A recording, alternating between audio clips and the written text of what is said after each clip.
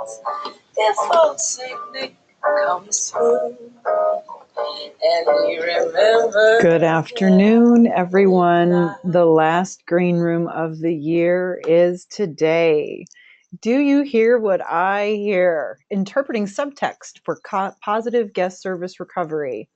Realizing that this is the busiest time of the year for so many of you. We are recording this event as usual, so feel free to take a look at it, listen to it while you're at lunch. Take a moment to share with your staff. I think this one is particularly valuable. It's really thinking of different ways that we can give gifts to our guests, as well as give gifts to ourselves and remind us of the cool jobs that we get. Remember, we're in the business of hospitality. We're not in the business of working in a morgue. We don't work in factories. We get to create happiness. So let's get started today with a couple of different things. First, I want to make sure that we're all looking at the same thing. Yeah, do that. Maybe start here. I pulled some interesting things for you to take a look at here. Hopefully you'll have a chance to see this in its entirety and listen to it. I'll fast forward through a few of these just to make you laugh. Did that waitress listen to a word I said? This steak is medium rare. I asked for it medium, and I wanted extra. Let me ask you something. How hard is your job? How intelligent do you have to be to take a food order? Jesus. Ma'am, you're absolutely right, and I apologize. I'm going to get this fixed for you right away. Good. Now I can finish my salad. Hurry up and order. Excuse me. Thank you. How about a smoothie? What's in that? Smoothie's a juice drink. We want coffee. Buddy, relax. No, you relax. I'm a regular here. This line needs to move. I beg your pardon. Do you have scones? Tall, non-fat, double latte. Sir, you're at the back of the line. I recognize that. Cut it out or you're out of here. You can't kick me out. You know what? You're really invading my ear space. Look. Ready? A couple more here. How's everybody doing over here? Golly, it's so good. Oh, really so good. Right. You know, I hate to be a pain. I asked for no onions on my bourbon steak. I am so sorry. I thought you asked for Okay. onion. Maybe don't interrupt. Sorry, I didn't mean to. Yeah, well, I think you did mean to, and I also think that you meant to put the damn onions on my steak. Okay, Ruth. Grandfather, can't we resolve this conflict without anger? So these made me laugh so hard when I was looking at them, how all of these are just so funny and so cute. But they made me think of these different kinds of guests. And certainly we've seen every single type of these guests. We've seen the family feuder and the interrupter, and we've seen the oral abuser, and probably even a few more of these. So thanks to somebody very clever on YouTube, I found this, and I'll be happy to share those credits with you so we can give that person credit. I really love this, though, to get us thinking about subtext in guest service recovery. The unspoken things that are said quite often are really the loudest things that we hear in guest service recovery. And sometimes when we don't hear the things that aren't said, we're the ones as hospitality professionals that get labeled as being the ones that are rude and condescending, ironically. So anytime I see this as a comment in guest feedback or a comment as it relates to net promoter scores, I always wonder to myself, is it the person or is it the company? And so I want to get us thinking a little bit about how we can really set the people up in our organizations for success, because the reality is we're always going to see an interrupter. We're always going to see a family feuder, an oral abuser. We're always going to have those people. And if we're not really keen to the tone that they're using or what they're really trying to say without saying it, sometimes the tables get turned and we forget that we have a hand in being able to turn that situation around. So a big question we always ask sometimes is, why don't guests just say what they want? Why don't they just kind of come out and say, hey, I need this, I want that? Well, one of the biggest reasons, or there are quite a few reasons actually, and I think for those of you that are particularly keen and emotionally intelligent, you know what those reasons are. But just as a reminder, many guests just don't think it matters. They think it's not possible anyway. They're too busy. No one's ever done it before anyway. So how could you possibly be the one that's going to be able to help me in this situation? There are many, many reasons. So I bring to mind a lot of different scenarios and situations today that I think are hopefully going to get you thinking about that. And certainly I plan to remind you of a few things that I know you already know, so that we're thinking about subtext, and we're thinking about service recovery, and we're thinking about the things that we really need to be using and doing that create those moments that we really want our guests to have. So the experiences that we're always hoping that our guests have with us is that the world-class recovery is that we treat our guests in a way they didn't even realize that they wanted to be treated yet.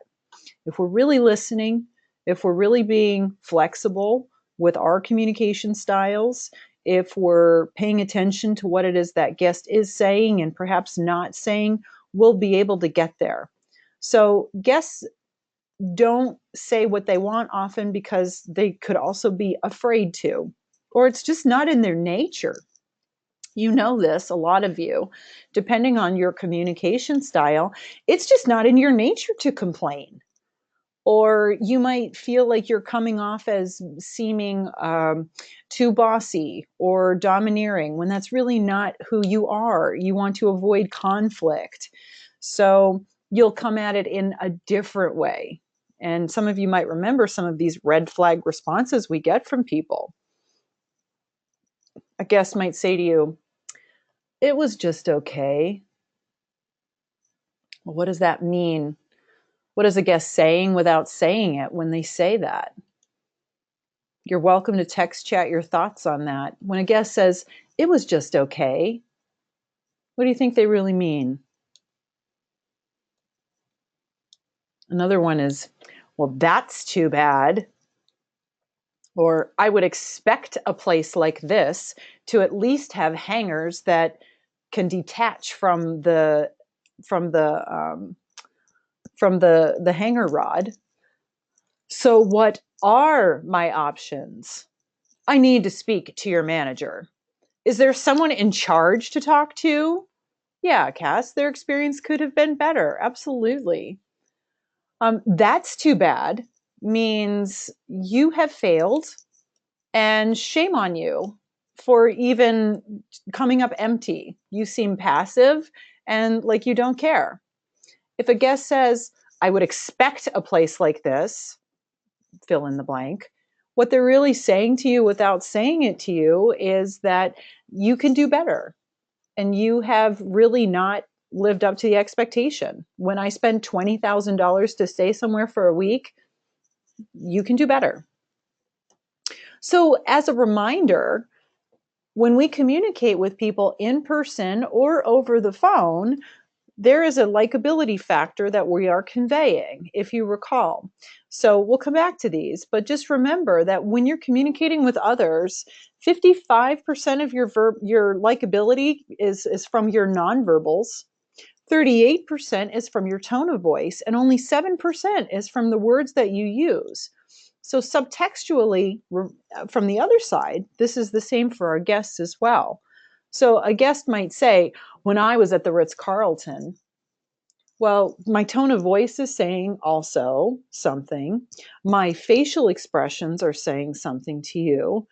So there is this sort of air of comparison that's going on, which also equals subtextually, you can do a lot better than what you're doing right now.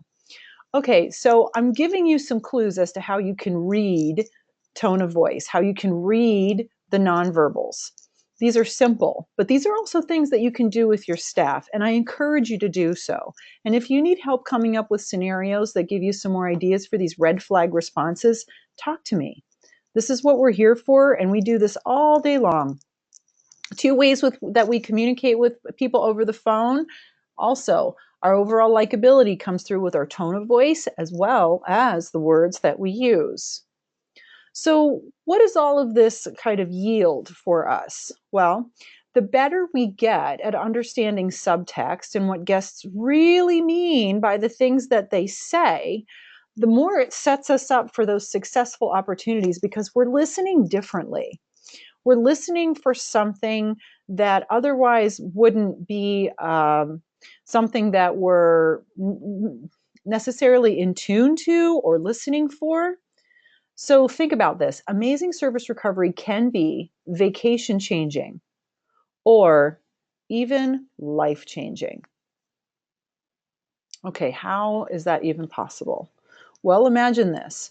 Imagine for many of you now that are going into your busiest week of the entire year, you are going to have a full house. You're going to have guests all over the place. And what happens if, God forbid, the snow stops and skiing on the mountain becomes impossible? Well, that would just be terrible, wouldn't it?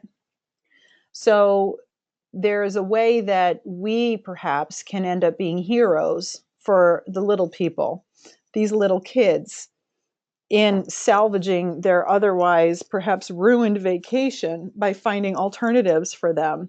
But not just finding alternatives to fix it, but providing alternatives so that they still have a fantastic, memorable experience that makes your property or your resort the place that they want to go because they feel connected to it. So it takes a lot of the different skills that we know, like generous listening and understanding the emotional aspects of complaints and creative thinking, of course, using a cushion and plus one. So I'm going to touch on these in a little ways, but I also want to inspire you to think of some ideas with some actual scenarios and situations from world-class hotels and resorts that you could yourself be using and doing. So it all changes with the quality of listening that you use. And we know this, generous listening, which is listening with a deep appreciation to the reality, feeling, and commitment of another, contributing to the other person the experience of being understood. So I can subtextually understand what somebody is saying when they say, I have looked everywhere and we can't find my son's little stuffed monkey. I've looked everywhere and we can't find it. So subtext with that is what? Subtext says, I am out of ideas. I am exhausted. I'm scared because if I cannot find this for my son, he is going to be so upset. And this is his little baby. So without having the quality of listening that's going to at least think of a win for this guest and think of a win for this little person, I can't get to the cool stuff. I can't get to the cool stuff of sending a letter from the stuffed animal or taking photos of him having a great time at my property and sending him back once we do finally find him in the turned over sheets from housekeeping with a logoed souvenir from the resort for the child who lost it. If I'm not listening right, I'm never going to be listening for that opportunity. All I'm going to listen for is, I apologize for the inconvenience, Mrs. Smith. If I can take down your name and your phone number, we'll call you just as soon as we find him. But in there is a win. In there is an opportunity. So listening for what the possibility might be, the creative, while I can't produce this, what can I do, is where you're going to have the most upside if I'm focusing on the emotional aspect of this complaint, right? Okay, so here's another one. This is great. Is there anything else that I can assist you with? Well, once upon a time, there's a story about a guy that says, I've always wanted a Porsche 911. So he responds to a customer service person with that response, I've always wanted a Porsche 911. So clearly a customer service person could say something like, sir, that's just not in my department. Or, oh, bless your heart, you're so cute. Or, if I had a Porsche to give you, I would. So we could answer in a way like that, which is nice. I mean, I'd give that probably a good solid thank you, kind of maybe a 7 out of 10 or an 8 out of 10 if we're talking about net promoter scores. But if you want to give this a 9 or a 10 out of 10, you're going to be listening for the win in that. Well, clearly I cannot buy a Porsche 911 for somebody, but you know what I can do? I can print color photos of Porsches that are for sale within a 30-mile radius. I can do the legwork and find a particular Porsche 911 that is for sale nearby and maybe contact a couple of potential buyers and see if I could find out which one would be available to drive back down to the Front Range immediately, or even offer to have that delivered to their door, assuming that their credit's good. Who knows? But I could go a few steps further with this than the average bear. And if I did that, that is how I could take something like this and listening for the subtext of, I wish somebody would just not give me boring old customer service and ask some crappy question like, is there anything else that I can assist you with? Because it was part of a script. So I'm taking it to the nth, to the next, to the extra. So this is an example of, okay, what's in there that I can work with? What subtextually can I work with there? Here's another great one, which I've experienced myself. My luggage is lost. Okay, well, average people here, okay, I'll get the number for the airline and I'll do my best to try to track that for you. Or else, what we could do is use our in-resort shuttle and drive that person to the nearest mall or to the nearest retail area where he or she could buy all of the things that they perhaps need. Or if we had an amenities kit that was available for that person to be able to give to them, that would be phenomenal. And then, of course, if their ski gear is missing, we can have black tie rentals coming right to their door, available with all of their rental equipment so that they can make sure that they are out on the mountains. And we can also, of course, make sure that we're tracking that luggage for them. Go have fun. Let us take care of this piece. You go have a good time. Our job is to make sure that we're taking care of the other stuff. Okay. So to get there, we have to be listening for the win. I have even had people literally pull clothes out of their own closets for me, albeit they petite people. And if you know me, you know I'm not a petite person, but they've gone to that degree where they've given me their Bare Minerals makeup and they've given me their clothes and they've said, here, this sets you up at least for your presentation tomorrow morning when everything else is closed. I've heard stories of people literally that have driven from Virginia to Pittsburgh to find the missing luggage bag that guests had forgotten so that their vacation is not interrupted. So that is the extent that one can go if you're listening for subtext. No, these people didn't ask for help. But if you're listening and you hear ways that you can help or ways that are possible, it's amazing what you can do. To remind you, you have a formula for guest service recovery that helps you to uncover subtext. And it all starts with the right reaction, if you remember. React, respond, recover, +1. If emotionally I don't feel that you're connected with me after a situation or a problem has occurred, okay, so we're shifting a little bit. We're shifting from maybe getting ahead of problems and issues to now if a problem and issue comes to you, what you do. Trying on that perspective through a cushion is a great technique that you're able to use that is going to create a different level of conversation for you. Okay, well, what do they look like? The construct is it's feeling when this happens. You're feeling because this happens. The fact that this happens makes you feel blank. When this happens, you feel this way. So the cushion is a way that you both get on the same page. You're both sitting on the couch at the same time, side by side, ready to solve a problem together. When you use a cushion, a guest is more likely to accept your resolution instead of saying, well, what else do you have for me? Or that's nice, but that's not what I wanted. Or, okay, well, whatever. So a cushion could look or sound something like this. This is relevant for some of you, but perhaps not for all of you. So let's say, for example, a room service order was placed and it was completely incorrect. The guest tried and tried and tried to explain exactly what they needed for 2 guests. When it was delivered, it came for 3 guests and it was completely incorrect.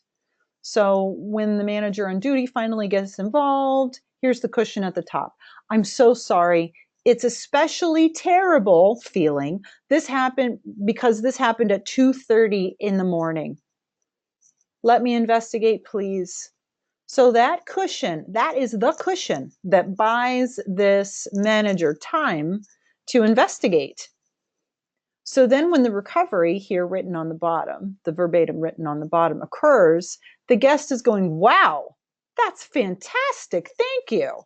So here's what happened when the refund was extended. If a refund is extended without a cushion, guests are kind of like, well, yeah, I expected that.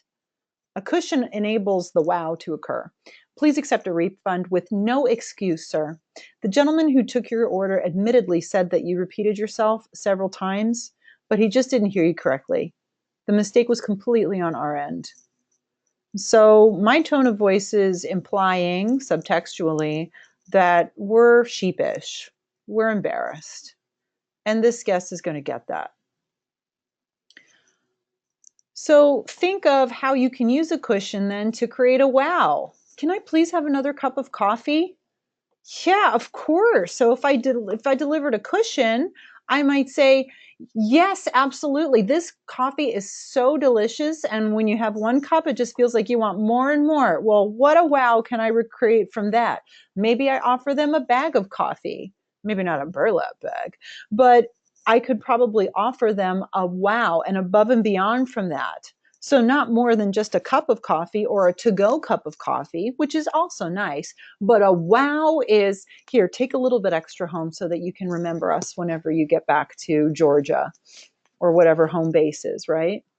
Now, it's not always peaches and cream. Sometimes we have real situations like the therapist smelled like cigarette smoke.